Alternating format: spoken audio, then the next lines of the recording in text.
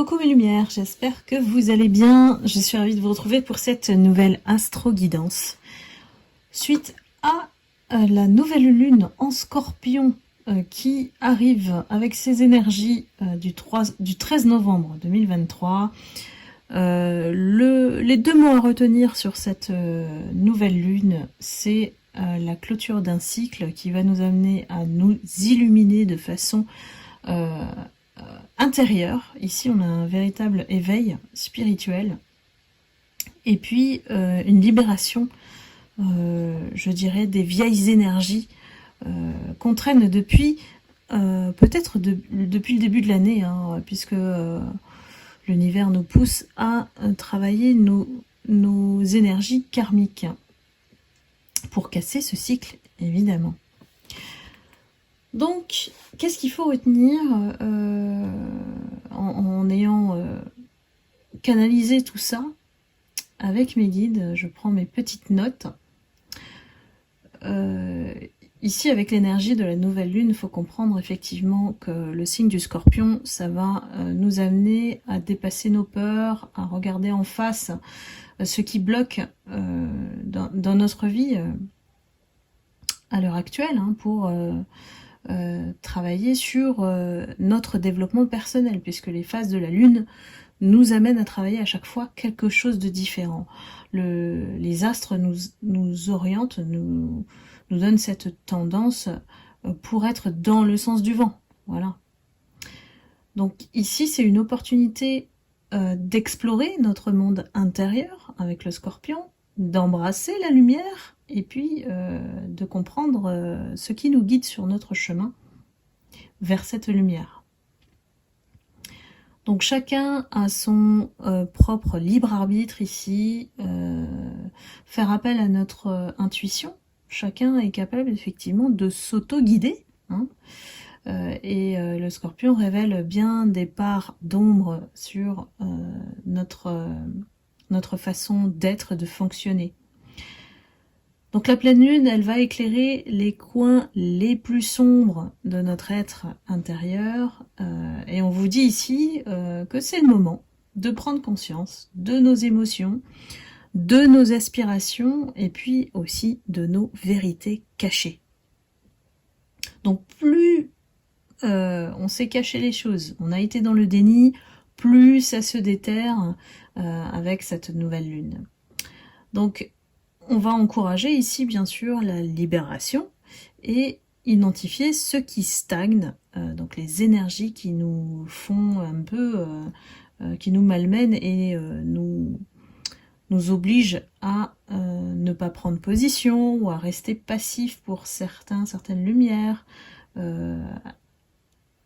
Peut-être qu'il y a des habitudes qui sont aujourd'hui à revoir, qui sont obsolètes et qu'il y a des schémas de pensée limitants. Et soyez prêts à les faire partir, à les laisser partir surtout. Donc on s'aligne aussi avec les objectifs, voilà, quels qu'ils soient. Il faut profiter de cette énergie pour réaligner vos actions avec vos objectifs, les projets que vous souhaitez mettre en place. C'est un moment favorable, hein, pour ajuster votre trajectoire. Donc revoir peut-être le planning et de voir ce qui vous entrave en termes d'obstacles et de les éliminer pour progresser. Alors éliminer, bien sûr, vous le prenez avec du recul, ou contourner. Éliminer ou contourner, évidemment. Donc qu'est-ce qui vous dérange, vous embête, vous empêche, voilà, d'être vous-même et de pouvoir vous réaliser pleinement. En parlant de réalisation, ça marque aussi la fin d'un cycle, hein, mais aussi on fait un constat des réussites et de ce qu'on a accompli jusqu'ici. Donc prenez le temps de reconnaître et de célébrer vos victoires, petites ou grandes, hein, voilà, il n'y a pas de demi-mesure sur les victoires. On fait une danse de youpi pour pouvoir comme il dit ça en anglais, se congratuler, se féliciter, merci les guides. Donc voilà, profitez de cette nouvelle lune pour accueillir cette nouvelle énergie, de sortir de l'obscurité intérieure qui parfois nous bloque, hein, voilà, et créer un rituel de libération, peut-être pour vous permettre de lâcher prise et d'écrire peut-être, voilà, d'écrire ce qui vous entrave, ce qui vous gêne, et pouvoir jeter ce papier ensuite au niveau de vos formulations. N'oubliez pas que c'est important, les lunes nous aident aussi à formuler ce qu'on souhaite. Et plus vous serez spécifique, plus l'univers va vous donner ce que vous souhaitez. Alors vous apportez au bon moment, au bon timing, hein. Il fonctionne plutôt sur une échelle de temps qui n'existe pas, hein, dans les autres plans, sur les autres plans. Par contre, le nôtre, effectivement, pour pouvoir attirer au plus vite, il faut formuler de manière très spécifique. Par exemple, je souhaite une somme d'argent, voilà, d'ici la fin de l'année, voilà. Soyez spécifique pour pouvoir construire ou acquérir un nouvel appartement. Voilà, ce sont des énergies qui vont être beaucoup plus précises et vont vous apporter soit un travail, soit des personnes vont être mises sur votre chemin pour pouvoir vous guider. Donc voilà, ce sont des petites choses qu'on peut vous apporter au fur et à mesure. Voilà, l'univers est là pour vous aider et formuler les choses. Si vous ne demandez pas, les choses stagnent, les choses ou énergie. Donc voilà, et bien c'était le message que j'ai reçu à travers la canalisation avec mes guides, que je remercie toujours. On va regarder plus en détail qu'est-ce qu'il faut travailler sur nos parts d'ombre avec cette nouvelle lune en Scorpion, qui réserve bien des surprises parce que le Scorpion, il est bien au courant des énergies de l'ombre, hein. Alors, bien sûr, c'est une guidance générale, je le rappelle, parce que parfois, les nouvelles personnes ne sont pas au courant. Mais je pense que c'est un message qui se véhicule un peu partout sur les chaînes YouTube. C'est de faire attention à prendre ce qui résonne en vous. Alors d'abord, on a la colère et la rancœur. Ah oui, quand on vient clôturer un cycle et que le Scorpion vous pousse à regarder en face du miroir ce qui a été fait, ici on a des personnes qui sont encore en colère, qui ont des rancœurs, qui n'arrivent pas à pardonner certaines situations. Et malheureusement la colère, même si c'est un sentiment qui nous compose en tant qu'être humain, c'est un sentiment puissant dans l'effet néfaste en nous. En tout cas, c'est toujours en nous. Donc plus on le garde, plus voilà, ça nourrit aussi cette rancœur, hein.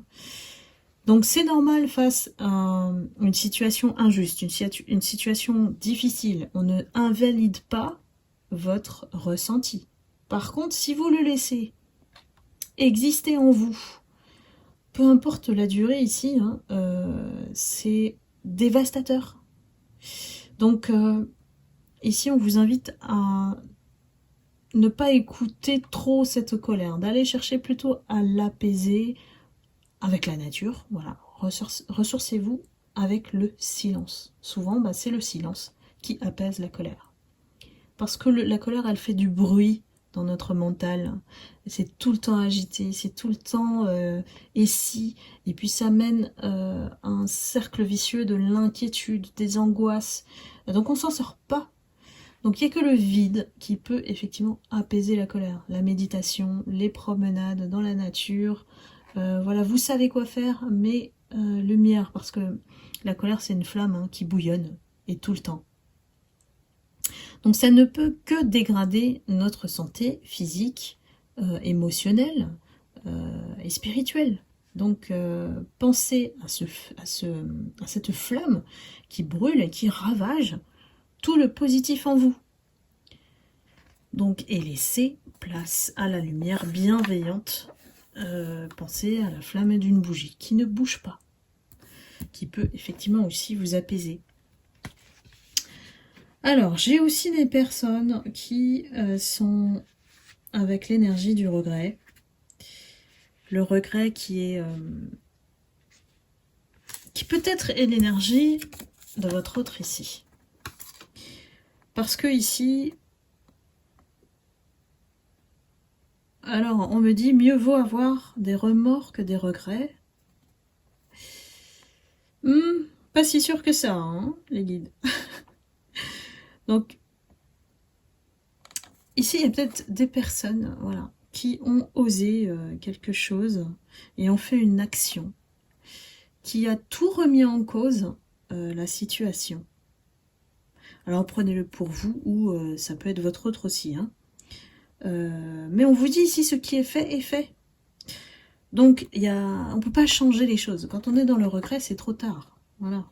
Et que les mauvaises actions, elles permettent seulement d'apprendre de ses erreurs. C'est vraiment la condition ici pour ces personnes qui sont touchées par cette erreur, voire ces erreurs.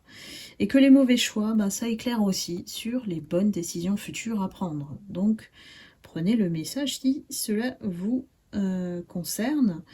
Et ici, il faut comprendre que la dimension soit du remords, soit du regret, c'est pas quelque chose qui doit durer dans le temps. On accepte, voilà, d'avoir fait l'erreur, on accepte d'avoir fait le mauvais choix, et après, on remet cette énergie entre les mains de l'univers. N'alimentez pas cette énergie-là sur le long terme, parce que ça risque d'exister et de continuer à exister en vous, et donc de bloquer émotionnellement, énergétiquement, et du coup, vous n'avancez pas. Donc si vous en avez la capacité, ces personnes qui sont dans le regret, de réparer les mauvaises actions, faites-le. Ou alors faites un rituel. Vous pouvez aussi faire le soin énergétique du pardon, qui est sur ma plateforme Calendly. Et prenez du recul, acceptez ce qui s'est passé. Et puis, parfois il faut du temps aussi, voilà, pour sortir de cette énergie. Donc prenez le temps nécessaire et puis pardonnez-vous surtout. Voilà. Alors, vers quoi on tend dans cette période de nouvelle lune en Scorpion?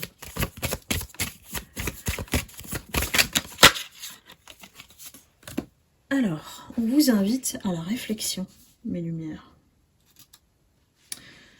La réflexion de quoi? Bah oui, les guides, faut m'aiguiller un petit peu là. Une période d'introspection.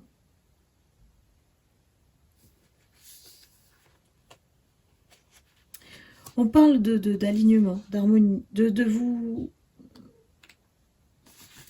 bénéficier de cette énergie de la nouvelle lune hein, pour vous poser et faire le vide. Peut-être qu'il y a des lumières qui sont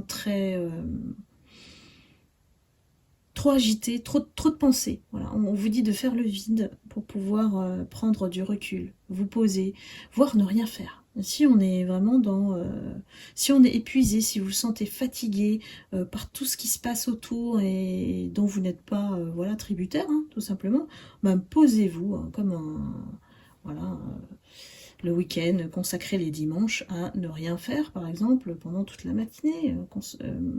Si vous avez l'occasion, restez au lit, prenez un livre, voilà, ici. Mais bon, ce qui est bien aussi, c'est de renouveler son énergie avec une petite balade, voilà, même d'une heure, de 30 minutes, peu importe. Ici, on vous pousse à vous couper des distractions habituelles.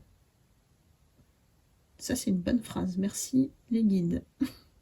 Parce qu'on se néglige souvent, parce qu'on ne s'écoute pas, hein, et que parfois, il est plus simple de laisser faire les choses et puis de ne pas agir, de laisser, comme je dis souvent, l'univers faire le travail à votre place. Donc ici, voilà, on vous demande de vous poser, de vous asseoir, de vous allonger, peut-être faire le soin énergétique qui va vous permettre de nettoyer les mémoires cellulaires hein, dont on a besoin à bonne hygiène énergétique. Moi, je le recommande de le faire à minima une fois par mois. Parce que c'est un peu, l'énergie, c'est un peu comme la douche. Tous les jours, on engrange pas mal d'énergie négative qui ne nous appartiennent pas. plus on croise des gens, plus c'est le cas. Ça peut être aussi une énergie du lieu. Donc voilà, faites attention, le travail énergétique, c'est à 2 niveaux, hein, le lieu et soi-même, son être énergétique. Donc voilà, on vous dit de peut-être mieux considérer certaines situations grâce à cette énergie posée, réfléchie, en cette nouvelle lune. Donc ça tombe bien, le Scorpion, c'est aussi un signe qui